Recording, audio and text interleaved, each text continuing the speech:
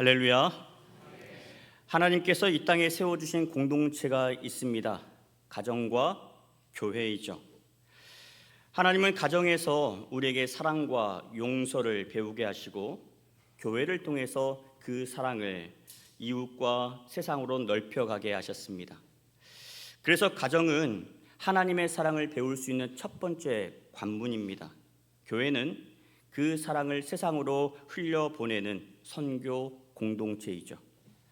오늘은 총회 선교 주일입니다. 선교는요, 먼 나라에 가서만 하는 게 아닙니다. 가정에서부터 시작됩니다. 그리고 내 곁에 붙여주신 우리 사람들을 사랑하는 데서 시작하는 것이죠. 오늘 말씀은 그런 가운데 매우 조심스럽고 아픈 주제를 다루고 있습니다.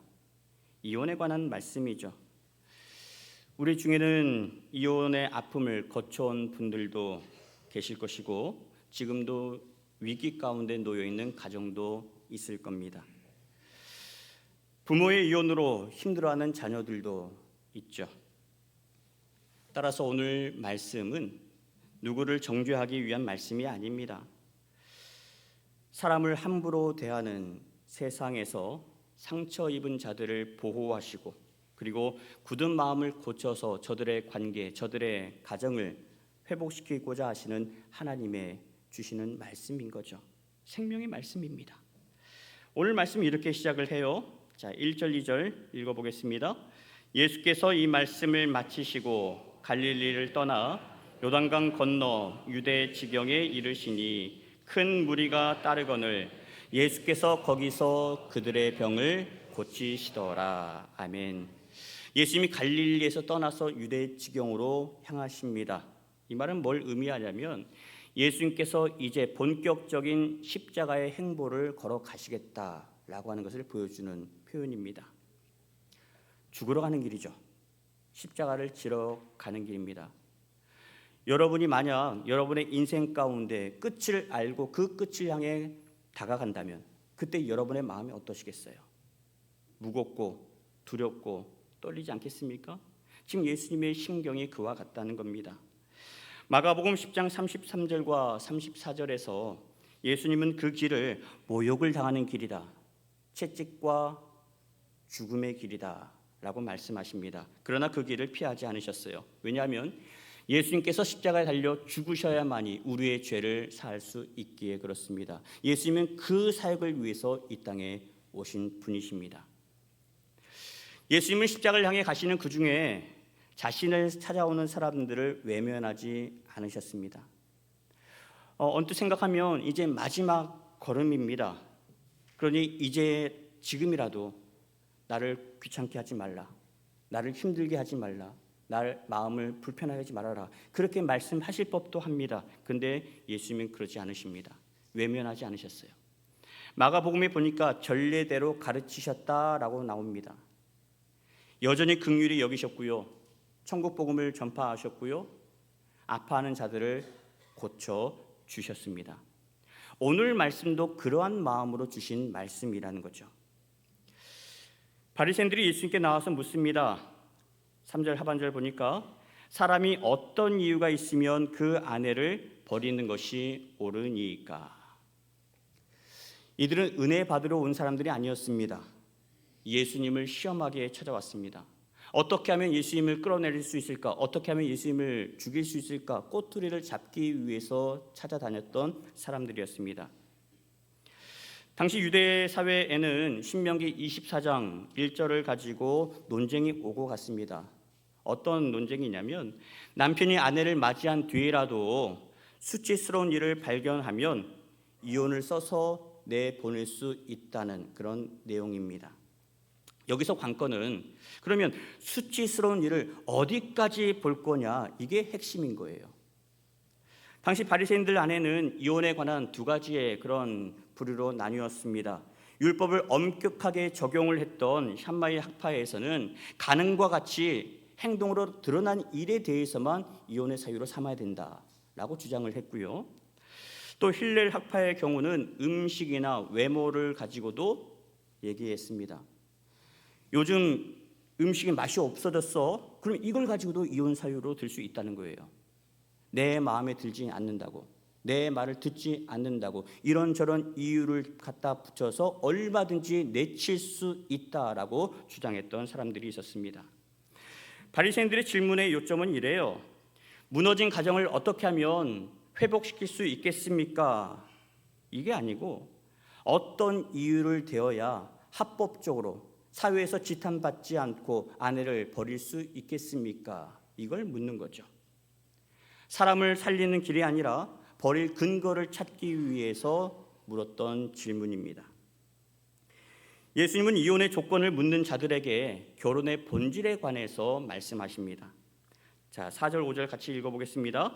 사람을 지으신 이가 본래 그들을 남자와 여자로 지으시고 말씀하시기를 그러므로 사람이 그 부모를 떠나서 아내와 합하여 그 둘이 한 몸이 될지니라 하신 것을 읽지 못하였느냐. 아멘. 바리새인들이 신명기 규정으로 묻자 예수님은 창세기 말씀으로 대답하십니다. 갈라서도 되는 이유를 찾는 것이 중요한 게 아니고 하나님께서 가정을 세우신 이유가 무엇인지를 아는 게 중요하다는 거죠. 믿음은요, 하나님의 뜻을 찾고 하나님의 뜻대로 살아가는 데서 시작되고 자라기 때문에 그렇습니다. 예수님은 이 대목에서 우리에게 이렇게 물으십니다. 내가 네 곁에 맡겨준 사람을 너는 어떻게 대하고 있느냐? 너의 입에서 나오는 말들이 그 사람을 살리고 있느냐 아니면 무너뜨리고 있느냐? 허물을 덮어주고 있느냐 아니면 그걸 구실 삼아서 끌어내리려고 하느냐? 이걸 묻고 있습니다. 그러면 창세기에서는 이 문제에 관해 뭐라고 말씀하십니까? 창세기 1장 27절에서는 하나님께서 자기 형상대로 남자와 여자를 창조하셨다 말씀하세요. 남자와 여자 모두 똑같이 하나님의 형상대로 지음받은 존재라는 거죠. 똑같이 존귀합니다. 배우자는요, 내 소유가 아니에요. 나의 필요를 채워주기 위해서 삼는 존재가 배우자가 아니라는 말씀입니다. 하나님께서 지으시고 하나님께서 존귀하게 여기는 자가 바로 사람입니다. 창세기 2장 18절에서는 사람이 혼자 지내는 것이 좋지 않으니 내가 그를 위하여 돕는 배필을 짓겠다라고 말씀을 하셨죠. 여기 보면 도와준다는 표현이 나와요. 이 표현은 하나님께서 당신의 일을 하기 위해서 우리를 도우실 때 쓰이는 표현입니다. 따라서 돕는 배필은 하나님의 뜻을 이루기 위해서 가장 가까이에 붙여주신 믿을 수 있는 동역자라고 하는 거죠. 창세기 2장 24절에서는 남자가 부모를 떠나 아내와 합하여 한 몸을 이루라 라고 말씀하십니다. 부모를 떠난다는 것은 정서적으로나 경제적으로 독립하는 것을 말합니다. 부모에게 속해 있는 이제 공동체가 아니고 새로 남편과 아내가 독립된 공동체를 이루라 라고 하는 거죠. 그리고 여기 보면 합하여 한 몸을 이룬다는 말이 나옵니다. 이 의미는 뭐냐면 좋을 때만 하나 되라는 게 아니에요. 기쁠 때나 슬플 때나 외로울 때나 괴로울 때나 언제든지 부부는 하나가 되어야 된다라고 하는 겁니다. 제가 결혼 카운셀링 할 때마다 시키는 게 있습니다. 손을 딱 들어서 예비 신랑에게 한 손을 들게 하고 예비 신부에게 한 손을 들게 합니다. 자, 여러분 한번 해보세요. 신랑 신부 되셔서 이 손을 이제 깍지를 쪄보십시오. 한 손은 신랑이 되고 한 손은 신부입니다. 한번 껴보세요. 자, 여기에서 자 신랑 되는 사람은 그대로 있고 신부 되는 사람이 손을 한번 빼보세요. 빼보려면 빠집니까? 안 빠져요. 반대로 신랑에게 얘기합니다. 자, 그러면 신부는 신랑을 꼭 잡고 있고 신랑 되시는 분은 한번 손을 한번 빼보십시오. 빠집니까? 안 빠집니다. 왜 안 빠져요? 상대방이 붙잡고 있기 때문에 그렇습니다. 이런 부부는 이와 같아야 되는 거예요. 내가 힘들다고 해서 한 사람을 지칠 수 있습니다. 그때 필요한 분이 누구냐면 배우자예요. 도와주라고, 돕는 배필로 쓰임 받으라고 하나님께서 붙여주신 동역자라고 하는 겁니다. 예수님도 그래서 오늘 같은 말씀을 하세요. 6절입니다. 그런즉 이제 둘이 아니요 한 몸이니 그러므로 하나님이 짝지어 주신 것을 사람이 나누지 못할지니라. 결혼은요, 내가 선택하고 내가 결혼한 게 아닙니다. 내가 결정한 게 아니에요. 하나님께서 하나님의 뜻을 이루기 위해서 하나님께서 짝지어 주셨다고 말씀하고 있습니다. 에베소서 5장 21절에서는 그리스도를 경외함으로 피차 복종하라 말씀하세요. 부부 관계의 출발은 피차 복종하는 데서 시작합니다. 어떤 한 사람이 우위에 있어서 군림하고 지배하고 다스리는 관계가 아니에요. 피차 복종하는 관계입니다. 남편은 그리스도께서 교회를 사랑하시고 자신을 내어주신 것처럼 죽기까지 사랑한 것처럼 아내를 그렇게 사랑해야 하는 겁니다. 아내는 남편을 주 안에서 존경해야 되는 거예요. 주님을 대하듯이 하나님을 대하듯이 공경하고 존중할 줄 알아야 한다는 거죠. 그렇게 피차 복종하라. 서로 자기 십자가를 지고 사랑하고 섬겨야 될 관계가 부부라고 하는 겁니다. 중요한 것은 말 한마디를 하더라도 살리는 말을 해야 합니다. 중요한 결정을 할 때 일방적으로 결정할 것이 아니고 함께 기도하며 함께 상의하며 정해야 한다는 거죠. 상대의 약점이 있습니까? 여러분 그때마다 그 약점을 가지고 공략해서는 안 됩니다. 잊을만 하면 또 꺼내고 또 꺼내고 옛날에 있었던 그 실수 가지고 계속해서 트집 잡으면 안 된다는 거예요. 여러분 허물은요 들춰내라고 보여주신 게 아니에요. 감싸 안고 기도해 주라고 보여주신 겁니다. 골로새서 3장 13절 말씀처럼 주께서 너희를 용서하신 것 같이 너희도 그리하라. 이 말씀대로 용서하고 사랑해야 하는 거예요. 이게 부부의 관계입니다. 바리새인들이 다시 묻습니다. 7절 보니까 그러면 어찌하여 모세는 이혼 증서를 주어 버리라 명하였나이까. 이들은 모세가 아내를 버리라라고 하는 이 명령에 주안점을 두고 있습니다. 여기에 포커스를 맞춰서 강조하고 있는 거죠. 그러자 예수님은 8절에서 이렇게 바로 잡아 주십니다. 너희 마음이 완악하기 때문에 아내 버리는 일을 허락해 준 것이다 라고 말씀하세요. 이혼을 허락해 주지 않으면 너희 아내만 더 힘들어지지 않겠느냐, 괴로워지지 않겠느냐. 그래서 아내를 보호하기 위해서 이혼을 허락한 것이다 라고 말씀한 겁니다. 그러나 8절 하반절로 나오죠. 본래는 그렇지 아니하니라. 명령이 아니고 허용이고 허락이다 라고 하는 겁니다.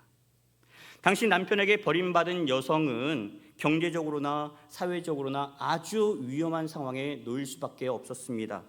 그런 가운데 모세의 규정은 마음에 안 들면 얼마든지 버려도 좋다라고 하는 그런 허락이나 명령이 아니라 버림받은 사람들, 살아갈 수 없는 그런 처지에 놓인 자들을 도와주기 위해서, 그들의 편에서 그들을 살게 하기 위해서 주신 내용이다라고 하는 거죠. 제도적인 장치였습니다. 하나님은요, 사람을 함부로 내치는 일을 결코 기뻐하지 않으십니다. 말라기 2장 16절에 보면 하나님께서 배우자를 대신하고 폭력으로 옷을 가리는 일을 미워하신다라고 말씀하세요. 미워하세요. 그러므로 학대와 폭력으로 인해서 생명과 안전이 위협받고 있는 사람에게 무조건 참고 견디라라고 하면 안 되는 겁니다. 먼저 안전을 확보하고 적절한 도움을 받도록 도와주어야 하는 거예요.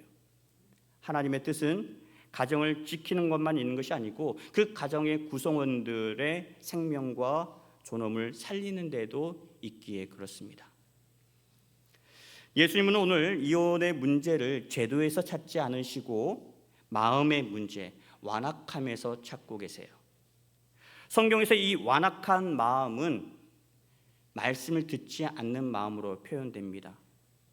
좋은 밭, 나쁜 밭 그렇게 나오지 않습니까? 거기에 보면 굳은 밭, 딱딱하게 있는 밭을 얘기합니다. 그 밭이 완악한 밭인 거예요. 말씀을 들어도 말씀을 듣지 못합니다. 말씀을 들었어도 그 말씀대로 살지 않습니다. 여전히 내가 주인이죠. 내가 노릇하는 그런 마음을 굳은 마음 이렇게 얘기합니다. 상대의 아픔을 보고도 아파하는 마음이 없습니다. 여전히 내 고집만 주장하는 마음이 완악한 마음이죠. 미안하다는 말과 용서를 구하는 일을 거부하는 마음이 완악한 마음입니다. 완악한 사람들에게서 나타나는 특징들이 있습니다. 마음의 문을 닫아버립니다. 대화를 하지 않습니다. 상대방을 함부로 대합니다. 이런 일은 부부 사이에만 일어나지 않습니다. 부모와 자식 가운데도 나타나고요, 성도와 성도 사이에서도 나타날 수 있습니다. 이런 상태로는 온유한 말이 나오지 않습니다. 긍휼히 여기는 마음을 기대할 수도 없죠. 예수님께서 오늘 우리에게도 물으십니다. 그러면 너희 마음은 어떠하냐? 여러분의 마음은 어떻습니까? 마음의 문을 열고 말씀을 듣고 계십니까? 여러분 곁에 붙여주신 그 사람을 하나님께서 내게 주신 동역자로 여기고 계십니까? 너는 바뀌지 않으면서 상대방만 바뀌기를 기다리고 있지 않느냐? 이게 우리의 마음 아닙니까? 그러면 관계를 회복하려면 어떻게 하면 좋을까요? 에스겔 36장 26절 27절 말씀을 같이 한번 읽어보겠습니다. 새 영을 너희 속에 두고 새 마음을 너희에게 주되 너희 육신에서 굳은 마음을 제거하고 부드러운 마음을 줄 것이며 또 내 영을 너희 속에 두어 너희로 내 율례를 행하게 하리니 너희가 내 규례를 지켜 행할지라. 아멘. 하나님께서 새 영으로 우리의 굳은 마음을 제거해 주신다라고 말씀하십니다. 새 영으로 말미암아 부드러운 마음을 주신다라고 하세요. 새 영으로 말미암아 말씀대로 순종하며 살도록 도와주신다라고 말씀합니다. 가정의 회복과 관계의 회복의 시작은 상대방을 고치는 데서 시작하는 게 아닙니다. 내 안에 잘못되어 있는 것은 없는지 내 자신을 먼저 돌아보고 나의 굳어있는 마음을 성령 앞에 내어드리는 데서 시작한다라고 말씀하세요. 따라서 기도할 때 하나님 저 사람 좀 어떻게 해주십시오, 저 사람 좀 바꿔주십시오 이렇게 기도할 것이 아니라 하나님 내 안에 잘못되어 있는 점은 뭐가 있습니까? 내 자신을 돌아보게 하여 주십시오. 제 마음과 제 말과 제 태도부터 고쳐주십시오 라고 기도해야 한다는 거죠. 자, 9절 말씀으로 넘어갑니다. 예수님은 음행한 이유 외에 아내를 버리고 다른 데 장가 드는 자를 간음한 자라고 말씀하시죠. 이 말씀은 이제 간음했으니까 이혼해도 좋다, 이혼하라 그러고 주신 말씀이 아니에요. 하나님께서 결혼의 관계를 얼마나 소중하게 여기는지를 보여주고 있는 말씀인 거죠. 음행은요, 부부가 하나님 앞에 하나 되겠다라고 서약하는 데에 대해서 반하는 아주 중대한 죄입니다. 또한 이 말씀을 이미 상처 입은 자를 정죄하는 돌로 삼아서도 안 됩니다. 예수님께서 책망하신 것은 사람을 쉽게 버리고자 하던 그 사람들의 완악한 마음에 있기 때문에 그렇습니다. 하나님은 끊임없이 죄를 짓는 우리를 바라보시면서 어떤 마음을 가지고 계실까요? 이를 잘 보여주는 말씀이 있습니다. 호세아서입니다. 하나님께서 호세아에게 너는 가서 음란한 여인을 아내로 맞이하라. 그리고 음란한 자식들을 낳으라 라고 말씀하십니다. 이렇게 표현해 볼까요? 목사에게 야, 너 가서 음란한 여인을 데려다가 사모 삼아. 그리고 네 자식들, 음란한 자식들 만들어 봐. 그 얘기하신 거예요. 그 명령을 받은 호세아, 그 마음이 어떻겠습니까? 찢어지지 않겠어요? 그러나 하나님의 명령이기에 그 말씀을 가지고 음란한 여인을 아내로 맞이합니다. 그렇게 고멜을 아내로 삼고 자식들을 낳았습니다. 근데 고멜이 집을 나가서 또다시 몸을 파는 길로 접어들고 말았습니다. 하나님은 호세아에게 말씀하십니다. 가서 네 아내 고멜을 데려와라. 모세의 율법의 경우에 따르면 돌로 치라 말씀하십니다.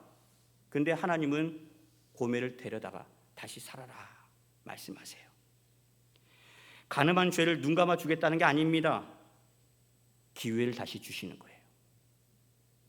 하나님께서 당신을 떠난 자를 포기하지 않으시고 돌아오는 자를 받아주겠다라고 하는 하나님의 사랑의 마음입니다. 호세아 6장 1절에 이렇게 호세아가 얘기하죠. 오라, 우리가 여호와께로 돌아가자. 여호와께서 우리를 찢으셨으나 도로 낫게 하실 것이요 우리를 치셨으나 싸매어 주실 것입니다. 신약에 보면 예수님도 똑같은 모습을 보여주십니다. 요한복음 8장에 가늠하다가 붙잡힌 여인의 이야기가 나옵니다. 사람들이 돌을 들고 칠 기세입니다. 모세의 율법에 따르면 돌로 쳐 죽이라 라고 나와 있는데 선생님은 어떻게 하는 게 맞다고 생각합니까? 그렇게 예수님께 묻는 장면이죠. 이때 예수님께서 말씀하십니다. 죄 없는 자가 먼저 돌로 내리치라. 그때 저들의 마음속에 찔림이 왔고 손에 들고 있던 돌을 내려놓고 하나둘 그 자리에서 떠나갑니다. 예수님이 말씀하시죠. 나도 너를 정죄하지 아니하노니 가서 다시는 죄를 범하지 말라. 예수님께서 여인의 죄를 눈감아 주신 게 아닙니다. 다시는 죄를 범하지 말라 하십니다. 죄인을 보시고 죽도록 내버려 두지 않으신 거죠. 나도 너를 정죄하지 않겠노라 기회를 주신 겁니다. 율법은요, 죄를 드러냅니다. 그리고 죄를 정죄합니다. 그러나 은혜는요, 죄를 끊어내고요, 사람을 살려냅니다. 예수님께서 가르쳐 주신 게 이겁니다. 정죄하고 끊어내는 게 목적이 아니에요. 저들로 하여금 무엇이 잘못되었는지를 가르쳐 주시고 깨닫게 하시고 다시 돌이켜서 하나님의 자녀로 살 수 있도록 도와주시는 것이 예수님이 하신 일이었습니다. 이게 은혜예요. 이 은혜와 사랑이 오늘도 우리를 살게 만들어주는 겁니다. 혹시 우리 가정은 이미 늦었다고, 나는 이미 실패했노라고, 자격이 없다고 생각하는 분이 계십니까? 여러분, 우리 주님은요, 상한 갈대도 꺾지 않으십니다. 꺼져가는 등불도 끄지 않으십니다. 깨어진 관계도 십자가 앞에 가지고 나오면, 회개하며 주님 앞에 믿음으로 서면 우리 하나님께서 그들을 위로하시고 붙드시고 저들로 하여금 치유와 회복의 길로 인도해 주십니다. 여러분 모두가 말씀 앞에 설 때마다 이런 은혜를 누릴 수 있기를 축원합니다. 제자들이 예수님의 말씀을 듣고 이런 말을 하죠. 그렇다면 장가가지 않는 것이 좋겠네요. 결혼이 이렇게 무거운 책임을 지는 일이라고 한다면 차라리 혼자 사는 게 낫겠어요. 그 얘기를 하죠. 예수님은 이에 대해서 하나님의 나라를 위해서 결혼하지 않는 사람도 있다라고 말씀합니다. 바울은 고린도전서 7장 7절 말씀을 통해서 사람마다 하나님께 받은 은사가 다르다라고 얘기해요. 결혼도 은사고 독신도 은사라고 얘기합니다. 따라서 결혼한 사람만 온전하고 혼자 사람은 부족하다고 단정 지어서는 안 됩니다. 어떤 사람은 가정으로서 주님을 섬기는 가정이 있고요. 어떤 사람은 혼자 하나님을 섬기는 사람도 있습니다. 또 어떤 사람은 사별의 아픔을 딛고서 주님을 섬기는 가정이 있고요. 또 어떤 사람은 이혼의 아픔을 딛고 나서 주님 앞에 쓰임받는 사람들도 있습니다. 교회는요, 완벽한 사람들이 모이는 곳이 아닙니다. 은혜가 필요한 사람들이 모여서 예수 그리스도 안에서 한 형제 자매, 한 가족이 되어가는 공동체가 교회입니다. 오늘 총회 선교주를 보내고 있는데 선교는요, 말로만 전하는 일이 아닙니다. 복음으로 깨어진 관계를 살려내고 눈물 흘리는 자들의 눈물을 닦아주면서 약한 사람들을 돌보고 다음 세대가 말씀과 기도 가운데 설 수 있도록 도와주는 일들이 모두 선교입니다. 이를 위해서 하나님께서 세우신 가장 작은 공동체, 이 가정이 먼저 말씀으로부터 회복되는 게 중요합니다. 선교는 여기서부터 시작되는 거예요. 선교는 문제가 생겼을 때 이유를 찾고 캐 묻는 것이 아니라 주님의 마음으로 저들의 아픔에 공감하고 들어주고 함께 걸어가는 데서 시작합니다. 선지자 호세아가 무너져 있는 세대를 바라보면서 이렇게 선포합니다.